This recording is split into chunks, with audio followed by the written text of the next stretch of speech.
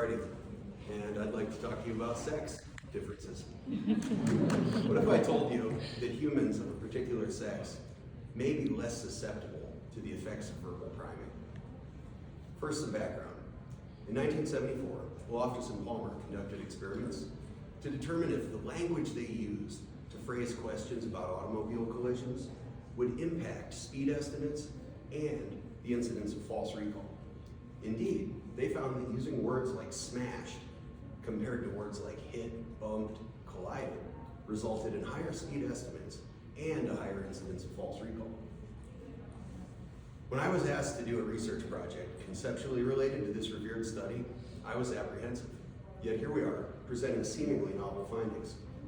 So, as I cursed my professor and scratched my head, wondering how Loftus and Palmer might inspire my own work, I noticed that this often cited, though repeatedly failed to replicate study, did not disclose any sample demographics, nor did they address outliers. Now, we have a tremendous amount of respect for Loftus and Palmer's work, and our objective was not to derogate their research or methodology, rather to expand upon it by exploring other factors that may have influenced their findings, as well as the findings of many other studies. Initially, we conducted a much broader study with seven separate hypotheses related to potentially confounding variables in Loftus and Palmer. However, due to time constraint and the complexity of that work, we're here today just to discuss sex differences in susceptibility to verbal priming.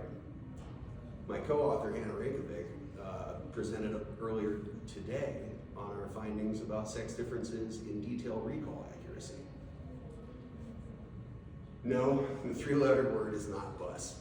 David Buss, however, has done some awesome research, and thinking about evolutionary psychology, replete with sex differences, we wondered if those could have been a factor. Given that females have well-established advantages in recall, such as object location memory, honey, have you seen my phone?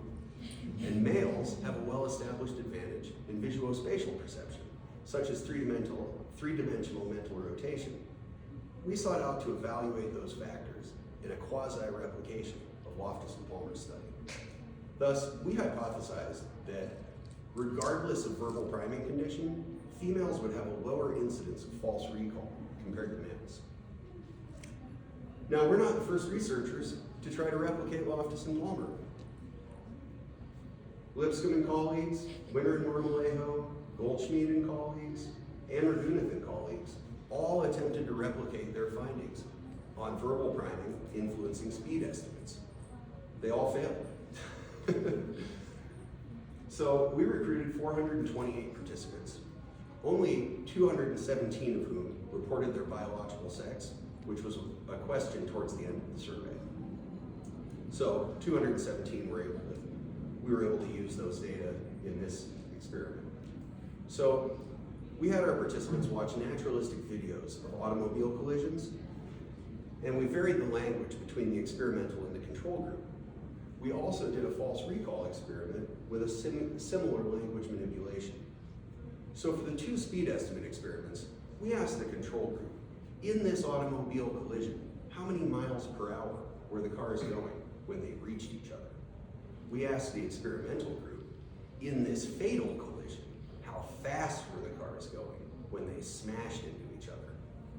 After they made their second speed estimate, we asked them a distractor question, and then we asked them the false recall question. In the control group, we asked for the false recall experiment, we asked them, in the video you last viewed, did steam come from the front of the car? In the experimental group, we asked participants, when the blue car smashed into the semi-truck, did radiator steam hiss from the engine compartment? Now, when I open the next slide, you'll be able to view that video.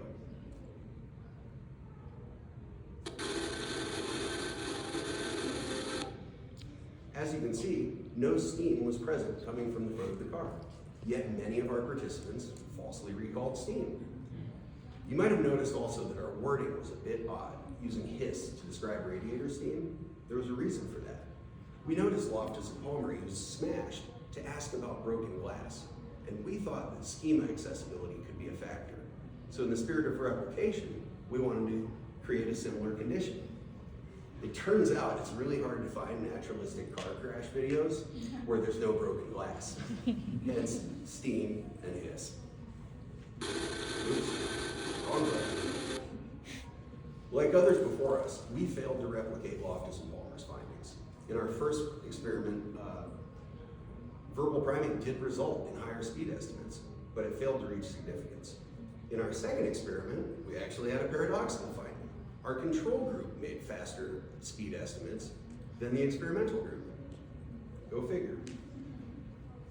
The false recall experiment was a little more interesting.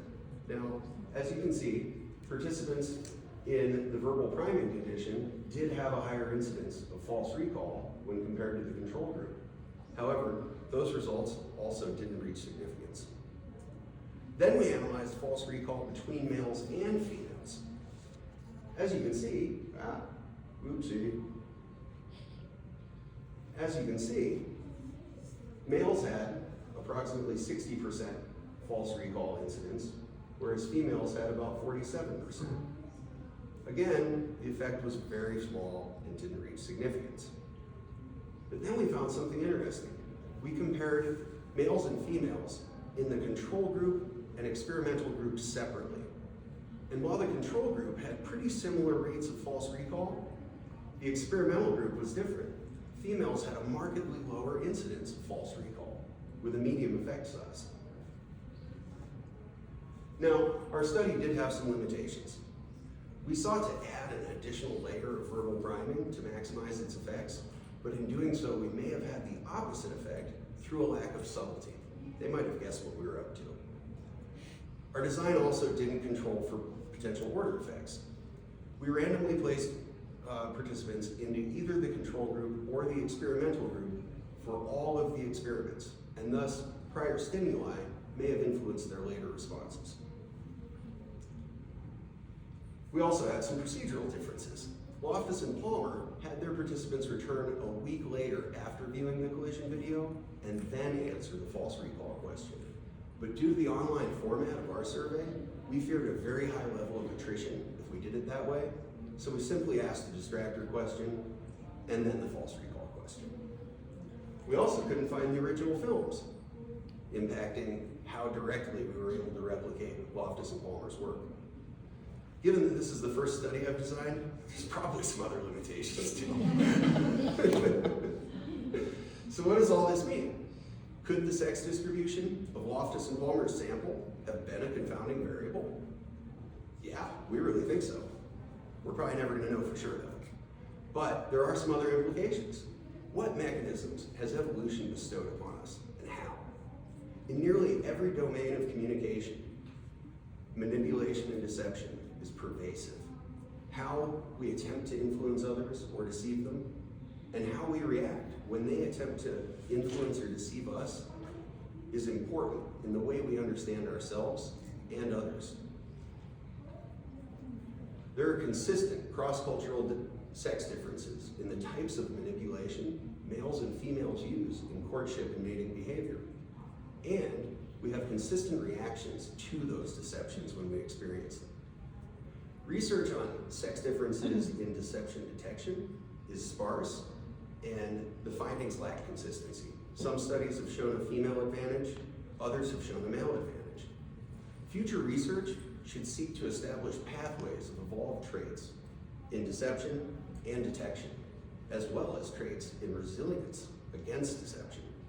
It's possible that some of the sex differences we found are more related to female lexical advantages as well as female advantages in episodic memory, and future research should evaluate those factors as well. Amid a replication crisis, future research might benefit from applying sex differences to their research designs and the way they interpret their data.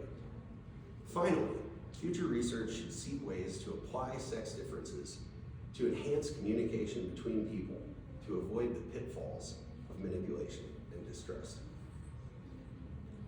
Thanks. Any questions?